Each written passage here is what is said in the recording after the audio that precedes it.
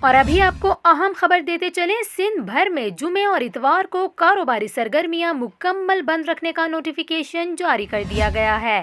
محکمہ داخلہ سندھ کی جانب سے جاری نوٹیفیکیشن میں بتایا گیا، صوبے بھر میں جمعے اور اتوار کو میڈیکل سٹورز، اشیاء خورد و نوش کی دکانیں اور ضروری سروسز کے دفاتر کھلے رکھنے کی اجازت ہوگی۔ جمعے اور اتوار کو گوشت کی دکانیں، بیکری، پھلوں اور سبزیوں کی دکانیں صبح 6 سے رات 8 بجے تک کھلی رہیں گی، جبکہ میڈیکل سٹورز 24 گھنٹے کھلے رکھنے کی اجازت ہوگی۔